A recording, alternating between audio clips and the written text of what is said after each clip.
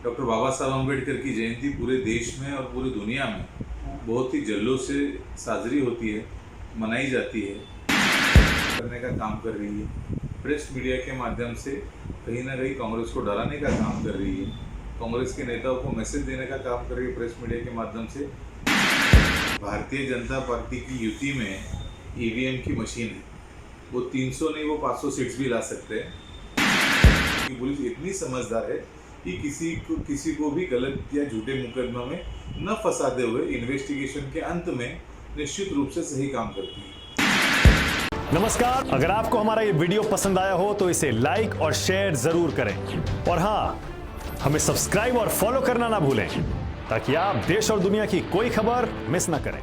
तो जुड़े रहिए हमारे साथ और देखते रहिए।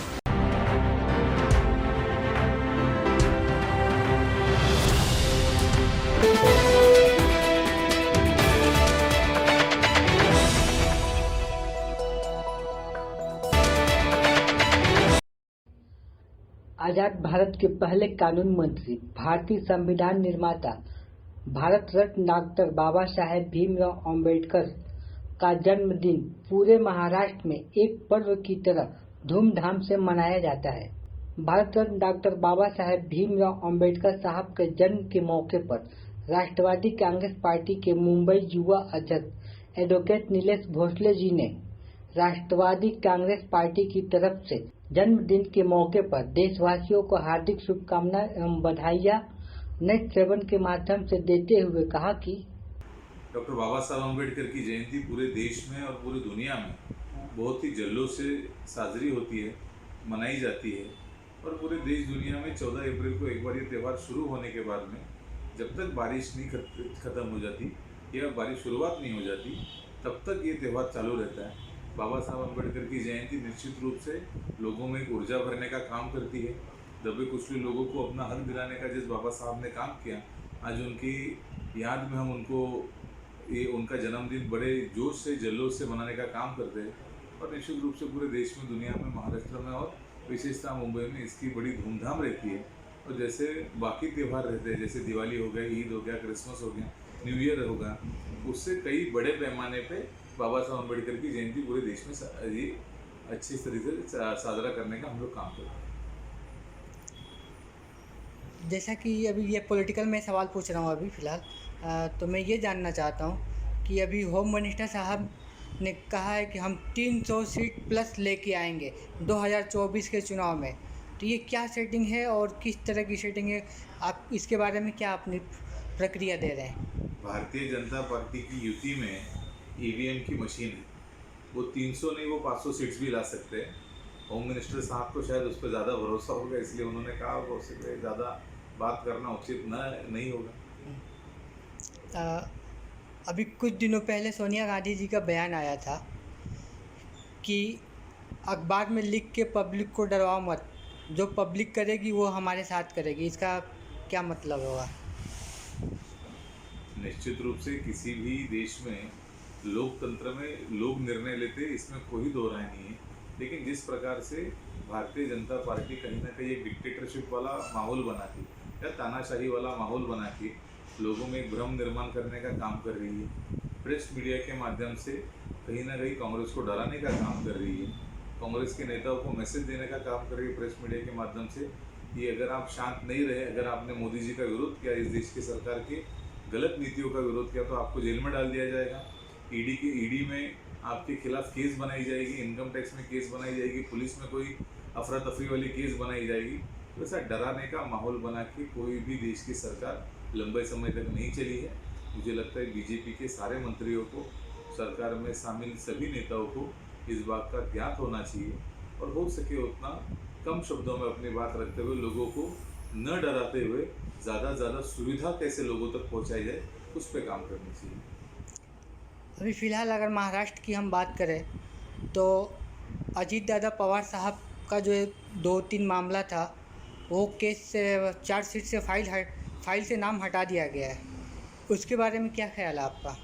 कानूनी प्रक्रिया है, सरकार के दबाव में पुलिस झूठा केस बना सकती है, लेकिन उस झूठ को सच नहीं साबित कर सकती। उनको इन्वेस्टिगेशन के दौरान एविडेंसेस कलेक्ट करने रहते हैं और ज़्यादा से ज़्यादा उनको पुरावे देने पड़ते हैं। निश्चित रूप से कहीं ना कहीं एविडेंस नहीं जमा कर पाई पुलिस या जो भी इन्वेस्टिगेशन एजेंसी रहेगी वो एविडेंस नहीं जमा कर पाई, इसीलिए उनको अजीत दादा का नाम वहाँ से हटाना पड़ा। हमें बहुत खुशी है कि भले सरकार की दहशत रहेगी, सरकार की तानाशाही रहेगी, लेकिन महाराष्ट्र की पुलिस, मुंबई की पुलिस इतनी समझदार है कि किसी को भी गलत या झूठे मुकदमा में न फंसाते हुए इन्वेस्टिगेशन के अंत में निश्चित रूप से सही काम करती है। अभी कुछ दिनों पहले अजीत दादा पवार साहब का एक बयान आया था कि हमें ईवीएम से डर नहीं है, हमें ईवीएम से कोई लेना देना नहीं है, हमें तो मोदी साहब की पॉपुलैरिटी से लेना देना है। तो इसका मतलब क्या है? अजीत दादा ने कहा था कि ईवीएम पे ध्यान देने के बजाय बाकी के देश की जो समस्या है उस पर ज़्यादा ध्यान देना ज़्यादा ज़रूरी है। निश्चित रूप से देश में बेरोज़गारी बढ़ती जा रही है। पिछले अगर 2021 से 22 तक का आप ये देखो centre for monitoring Indian economy का अहवाल, तो उसमें कहा गया है कि 1,62,000 नौजवानों ने आत्महत्या कर ली। किस कारण की? बेरोज़गारी के कारण की, अपने फैमिली डिस्प्यूट्स के कारण की, डिप्रेशंस के कारण की। तो ऐसी बड़ी बड़ी समस्या है। गैस के दाम जो कल 300 रुपये थे आज 1200 रुपये पे चले गए, उसकी बड़ी समस्या है। और देश में जाने ऐसी कितनी सारी बड़ी बड़ी समस्या है, इन पे ज़्यादा ध्यान देने की ज़रूरत है। अजीत दादा ने वो हिसाब से कहा था वो कि ईवीएम पे ध्यान देने के बजाय देश के बाकी जो बड़े बड़े मसले उन पे ज़्यादा ध्यान देना ज़रूरी है। अभी क्या लगता है 2024 का जो इलेक्शन होगा वो किसके पक्ष में जा सकता है? लोकशाही, लोकतंत्र और गणतंत्र के लिए ये सबसे बड़ा चुनाव होगा। शायद ये चुनाव इस देश में आखिरी चुनाव भी हो सकता है, इसलिए सरकारी पक्ष हो या विरोधी पक्ष हो उतनी ही ताकत से लड़ेगा। हम एक जगह पे जमहूरियत बचाने के लिए, लोकशाही बचाने के लिए, गणतंत्र बचाने के लिए लड़ेंगे, वो कहीं ना कहीं तानाशाही लाने के लिए, डिक्टेटरशिप लाने के लिए, और इस किसी न किसी माध्यम से ये चुनाव ख़त्म करने के बाद में, जैसे आप सभी लोगों को मालूम है कि 100 साल पूरे होने जा रहे हैं ये आरएसएस के संगठन को। उनके विचारधारा वाला जो आइडियोलॉजी है, जिसको हम कहते हैं कि ये मनुवादी विचारधारा की आइडियोलॉजी, जो लोकशाही को बिल्कुल भी पसंद नहीं करती, शायद उसके माध्यम से उनको चुनाव ही खत्म करना है, लोकशाही खत्म करनी है। इसलिए आने वाले 2000 के चुनाव ये दोनों ही तरफ से बहुत महत्वपूर्ण चुनाव है। वीडियो पसंद आए तो लाइक करें। हमारे वीडियो लिंक को फेसबुक, ट्विटर, व्हाट्सएप पर अपने रिश्तेदार, यार, दोस्तों को भी शेयर करें। और बेबाक, निष्पक्ष, स्वतंत्र पत्रकारिता को सपोर्ट करने के लिए आप हमारे YouTube channel news all times को जरूर सब्सक्राइब करें। और हाँ, बेल आइकन की घंटी वाली बटन भी आप जरूर दबा दें ताकि आपको हमारे आने वाले नए वीडियो की नोटिफिकेशन फौरन मिल जाए।